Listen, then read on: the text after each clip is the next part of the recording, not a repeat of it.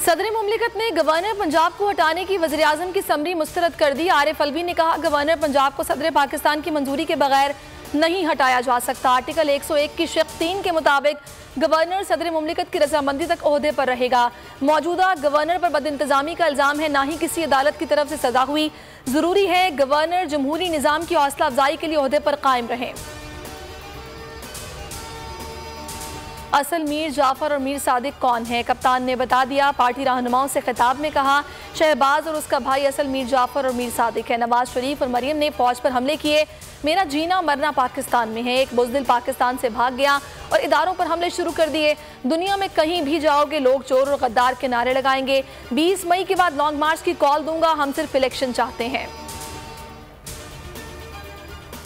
वज़ीर आज़म शहबाज शरीफ ने assembly floor पर इमरान खान के मौक़िफ़ को तस्लीम कर लिया। कहा, अमरीका में मौजूद पाकिस्तानी सफ़ीर ने धमकियों के बारे में ख़त में लिखा, मगर साजिश का कोई जिक्र नहीं किया।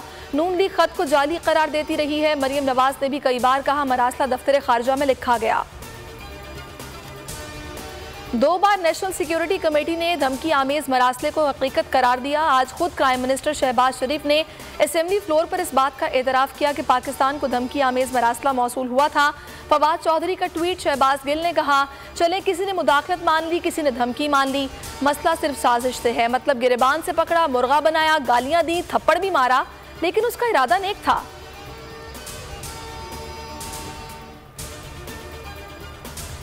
फवाद चौधरी का मरियम नवाज से मुआफ़ी का मुतालबा, कहते हैं मरियम नवाज ने फौज के खिलाफ फर्जा सराई की, बातों को संजीदा न लेने का बयान काफ़ी नहीं। नून लीग मुआफ़ी मांगे। इमरान खान ने इदारे बचाने की कोशिश की, कभी किसी का नाम नहीं लिया। मखसूस तबके को इदारों के खिलाफ खुलकर खेलने का मौका दिया जा रहा है। शेख रशीद कहते हैं, ISPR का बयान मरियम नवाज के लिए था।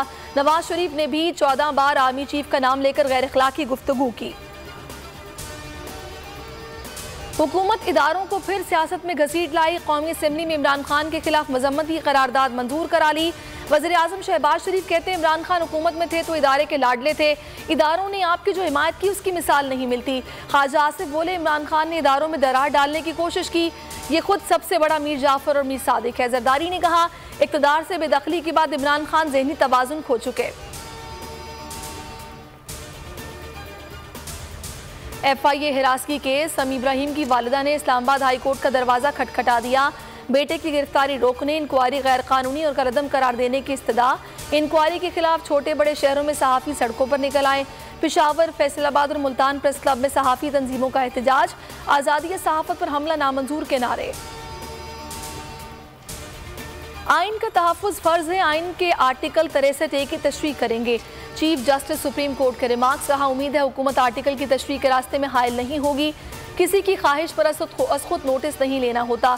जस्टिस जमाल मंदोखेल ने कहा, लोगों को बताएं अदालत रात को भी खुलती है। बलोचिस्तान हाई कोर्ट रात 2:30 बजे भी खुली। जस्टिस एजाजुल एहसन बोले, तशरीह विफाक पर लागू हो या सूबों पर, हमारा मसला नहीं। महंगाई का नया तूफान, IMF के दबाव पर हुकूमत ने पेट्रोल और बिजली पर सब्सिडी खत्म करने की तैयारी कर ली। उधर मुर्गी का गोश्त मजीद महंगा हो गया। कराची में 600 रुपए फी किलो फरोख्त होने लगा। कुकिंग ऑयल 500 रुपए फी लीटर तक पहुंच गया। पंजाब में 20 किलो आटे का थैला 1300 रुपए का हो गया। टमाटर और प्याज के नर्ख भी बढ़ गए।